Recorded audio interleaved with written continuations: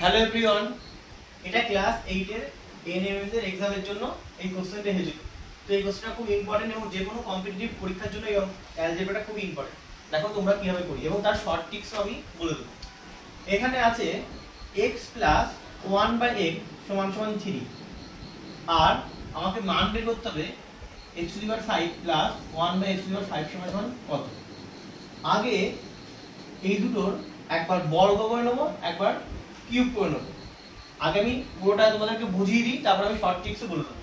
তাহলে কি হবে, x + 1/x তার হোল স্কয়ার সমান √3p স্কয়ার।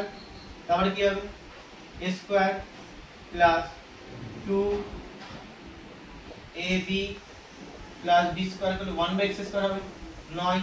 তাহলে x square + 1/x square, x কাটলো, এদিকে 9, এখানে +2 পড়ে আছে, এদিকে গেলে কি হবে -2। তাহলে x স্কয়ার + 1/x স্কয়ার সমান কত হলো 7। আর একবার কি বলেছি, বর্গ আরেকবার কি করব, বর্গ করব বলেছি, বর্গ করব, আরবার কি করব, ঘন করব দুবার। দেখো তাহলে আবার x + 1/x সমান কি 3, কিউব করে নিই। সূত্র কি, a + b তার হোল কিউব, না সরি এটা হবে না, এটা হবে কি a কিউব + b কিউব। তাহলে a কিউব + b কিউব এটা হবে plus 3ab a + b into 27। দেখো এই সূত্রটা কিছুই করিনি, a cube + 3a² b + 3ab² + b cube তোমরা জানো যে a cube + a + b whole কিউবের সূত্র, যে a + b হোল কিউবের সূত্র।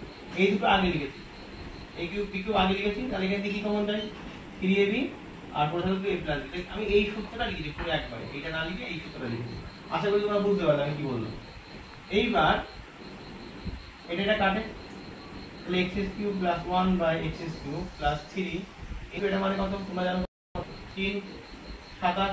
তাহলে x³ 1/x³ সমান 27, আর এদিকে 3 বাদ দিলে এদিকে পড়ে যাচ্ছে 3 থেকে 9 বিয়োগ করলে 9 হবে, কোথা থেকে তাহলে বলো 18, তাই তো। এটা 1 নং সমীকরণ দিলাম, এটা 2 নং সমীকরণ। এখন কি করব, 1 গুণ 2, তাহলে x² + 1/x² into x³ + 1/x³ total গুণ করলে কি হবে, 1 আর 2 গুণ করলে কি হবে, এদিকটা এদিকে গুণ আর এদিকে কি গুণ। তাহলে বলো 7 গুণ কত হবে 18 হবে কি হবে না।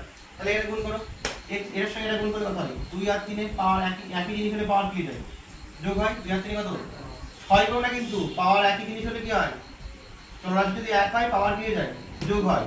তাহলে এই চলরাশি দুটো 1, তাহলে 2 আর 3 এ 5, আর গুণ হয় কখন, যখন পাওয়ারের কি থাকবে, পাওয়ার থাকবে, তখন 3 দুগুণে কি হবে 6।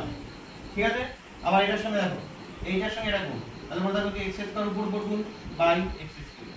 তারপর এটার সঙ্গে এটা গুণ, এটা কি হবে, তাহলে x³ উপরে থাকছে আর নিচে থাকছে x², এটার সঙ্গে এটা গুণ, 1 উপরে থাকছে আর নিচে গুণ করলে কত, x² আর x³ গুণ করলে কত, বলো x³ কত 5। 1 উপরে গুণ আর নিচে কি থাকছে x² আর x³ তাহলে x² 5, এটা গুণ করলে কত হয় বলো, 7 8 কত 56, হাতে 5, 7 × 7 = 5 কত হলো 126।